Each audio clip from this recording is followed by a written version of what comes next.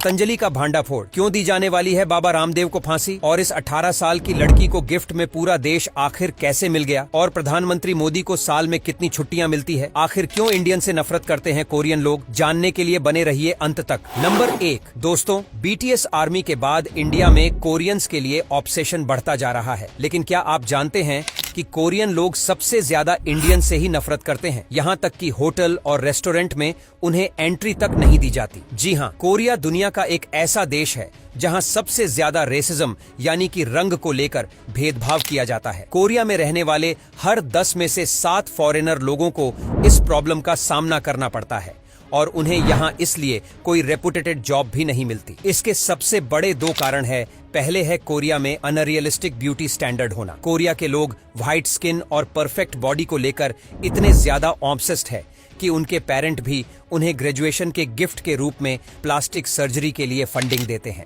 और कोरिया में कोई भी रेपुटेटेड जॉब पाने के लिए आपको इस चीज को पूरा करना ही होता है।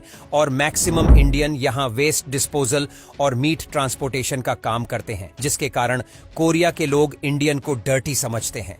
और हमारे देश में तो बीटीएस आर्मी की पूजा की जाती है। नंबर 2 दोस्तों, आपको बर्थडे गिफ्ट में आज तक क्या मिला है? क्या आप अंदाजा लगा सकते हैं कि किसी को बर्थडे गिफ्ट के रूप में एक पूरा का पूरा देश ही मिल जाए? जी हाँ, स्पेन में ऐसा ही कुछ हुआ। यहाँ के राजा ने बर्थडे के रूप में अपना पूरा देश ही गिफ्ट में दे दिया। दरअसल हम बात कर रहे हैं स्पेन के महाराज फेलिपे 6 की, जिन्होंने अपनी बेटी प्रिंसेस लियोनोर को उनके 18वें जन्मदिन में पूरा स्पेन ही गिफ्ट में दे दिया। दरअसल स्पेन में एक नियम है कि यहाँ का राजा तभी तक अपने पद पर रह सकता है जब तक उसकी कोई संतान 18 साल की नहीं हो जाती, और फिर उसके बाद उन्हें अपना पद छोड़ना होता है। फेलिपे 6 और उनकी पत्नी लेटिजिया की बेटी प्रिंसेस लियोनोर कुछ दिनों पहले ही 18 साल की हुई है और अपनी परंपरा को निभाते हुए फेलिपे 6 ने पूरे रीति रिवाज के साथ उनका राज्याभिषेक करके उन्हें पूरा स्पेन सौंप दिया। नंबर 3 दोस्तों, क्या आप जानते हैं प्रधानमंत्री को कितनी छुट्टियां मिलती हैं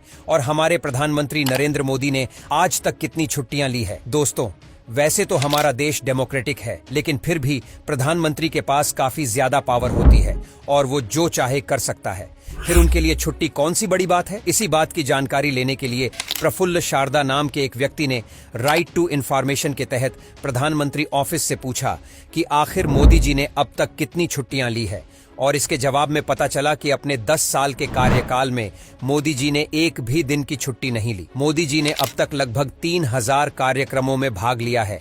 यही नहीं, अपनी मां की मृत्यु के बाद भी उन्हें मुखाग्नि देकर तुरंत मोदी जी अपने काम पर वापस आ गए थे। नंबर 4 दोस्तों, इंडिया में नेशनल रिकॉर्ड ब्यूरो यानी कि एनसीआरबी हर साल पूरे देश में हुए की एक रिपोर्ट जारी करता है। इसके मुताबिक हमारे देश की सबसे सेफ सिटी कोलकाता है, जो कि पिछले 3 सालों से सेफ सिटी में शामिल है। हमारे देश की राजधानी यानी कि दिल्ली रेट के मामले में सबसे ऊपर आती है।